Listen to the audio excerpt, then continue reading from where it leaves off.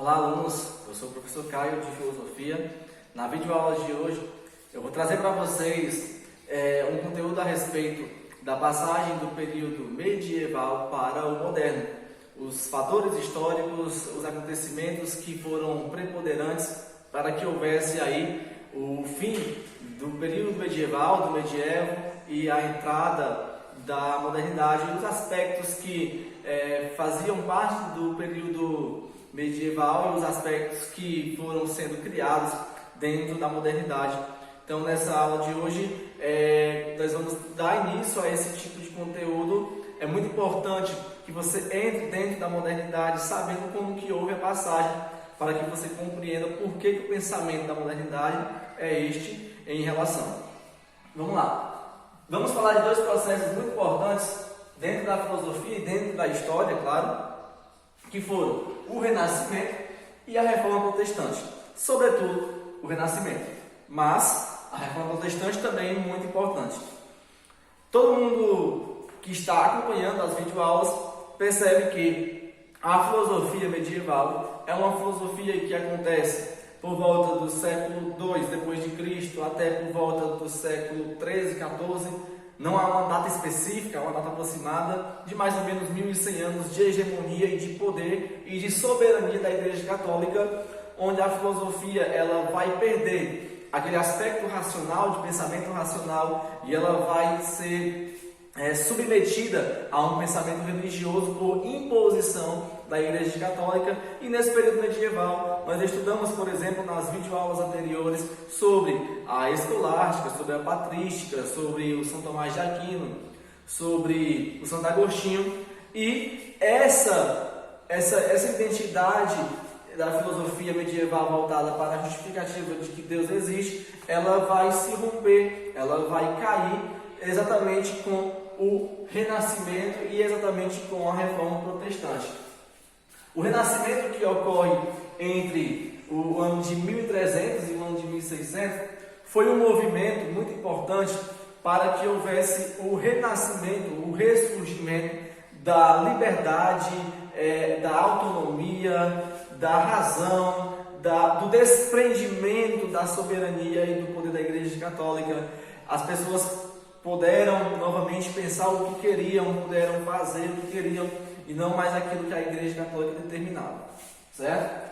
A passagem do medievo para a modernidade também foi fruto da Reforma Protestante, que acontece aí em 1517 a 1648. Então a gente precisa sempre relacionar um acontecimento histórico ao outro, muito embora a Reforma Protestante tenha aí passado um pouquinho do momento do Renascimento, mas houve um momento da história em que estavam ocorrendo as duas, e o Renascimento de renascer, Reforma Protestante, que foi liderada por Martinho Lutero, mas que houve, por exemplo, a presença dos Jacobos Armínios, do João Calvino na construção desse movimento, representa dois movimentos nos quais houve ali uma certa autonomia e ousadia das pessoas, no sentido de que elas perceberam, as pessoas passaram a perceber que estavam dentro de uma estrutura social onde a Igreja Católica determinava tudo,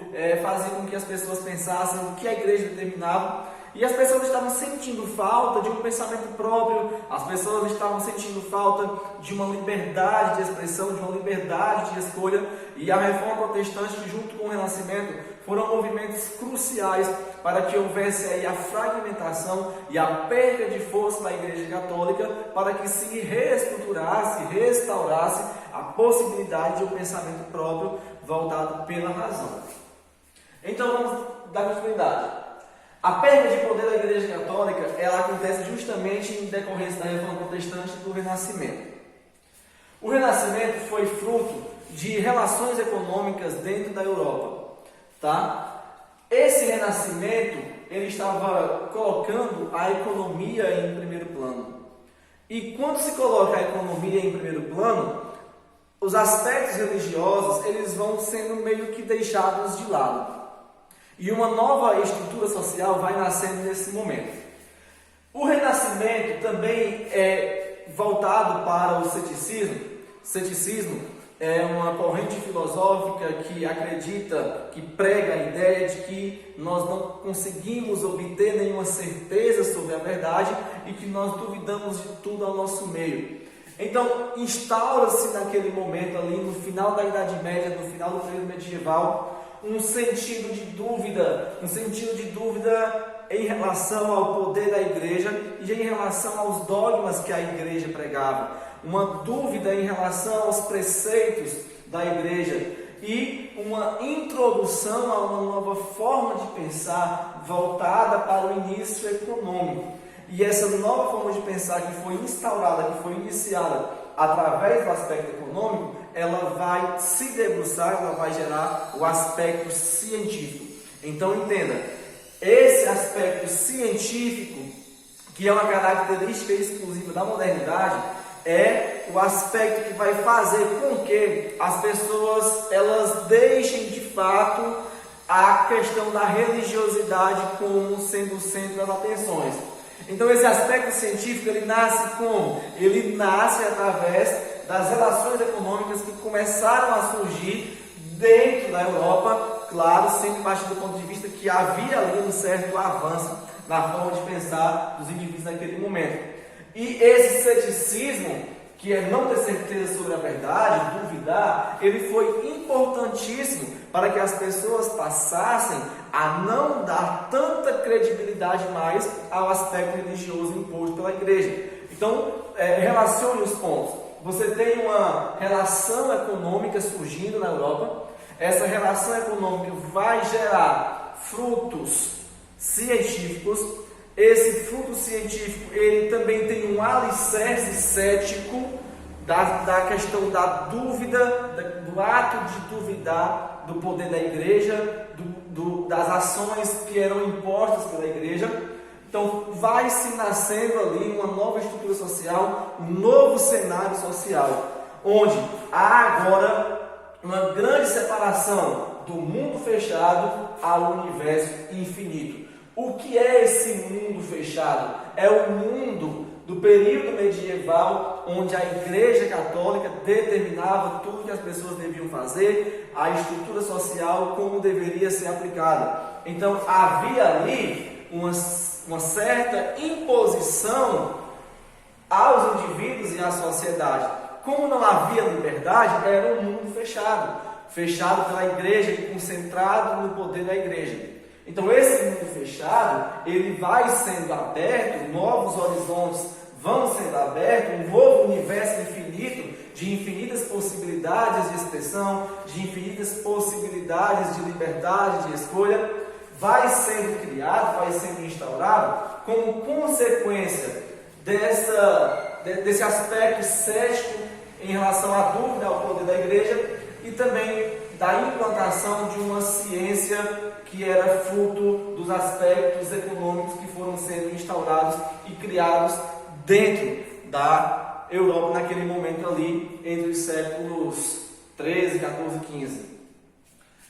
Personagens importantíssimos vão aparecer dentro do Renascimento, que foram os grandes conhecidos autores Nicolau Copérnico, Francis Bacon e Galileu Galilei. O Nicolau Copérnico ele cria uma teoria que é a teoria do heliocentrismo. Veja, a Terra era sempre vista como o centro do universo e Deus como o criador de tudo. Então, esse novo universo infinito vai abrir a possibilidade de Nicolau Copérnico criar o heliocentrismo, que é uma teoria no qual afirmava-se que o Sol era o centro do universo e não a Terra. E que esse Sol era um sistema que fazia com que a Terra girasse em torno dele. Então, o Nicolau Copérnico ele foi um dos primeiros pensadores a introduzir um aspecto científico mais específico, e esse aspecto científico ele foi importantíssimo para que houvesse aí uma saída da medievalidade para a modernidade, sempre lembrando que esse aspecto científico e esse aspecto cético que existiu na mudança do medievo para a modernidade não caracteriza a extinção do poder da igreja, é uma minimização, foi uma perda de poder e não uma perda de poder no sentido de fragilidade, de fragilizar, não no sentido de perda total. É muito importante isso aí também para vocês.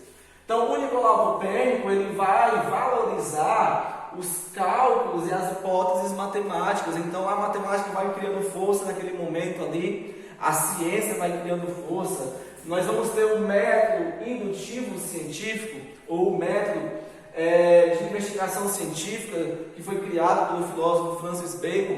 Nós vamos ter o Galileu Galilei criando um método hipotético dedutivo, e tudo isso fez com que a ciência fosse valorizada e as pessoas fossem esquecendo do aspecto religioso que havia naquele momento. Então, a Reforma Protestante, que foi criada pelo Jacobus Arminius, pelo João Calvino e liderada pelo João Calvino, faz com que entre uma nova religião também na sociedade, a religião protestante, a religião do qual as pessoas vão protestar contra a imposição que a Igreja Católica pregava. E também tivemos o Renascimento, que representa aí uma nova forma científica de ver o mundo, uma valorização científica em relação à religião. Então perceba que a ciência e o protestantismo foram fundamentais para que houvesse a perda do poder da igreja. Essa perda do poder da igreja, no sentido de ser fragilizada, faz com que o período medieval ele se encerrasse e nós tivemos aí a entrada ao período moderno.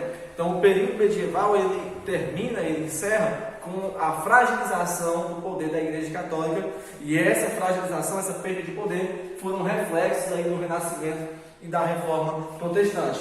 Uma outra ação muito importante que você tem que entender é que a modernidade ela vem trazer o resgate da razão. Não havia pensamento racional no período medieval, havia um aspecto religioso, e na modernidade vai se haver aí esse aspecto racional, quando o primeiro filósofo moderno considerado, que é o Nicolau Maquiavel, vai trazer aí uma nova filosofia, e esses conteúdos nós iremos trazer para vocês posteriormente. Ok? Espero que todos tenham entendido. Um abraço a todos e foco nos estudos.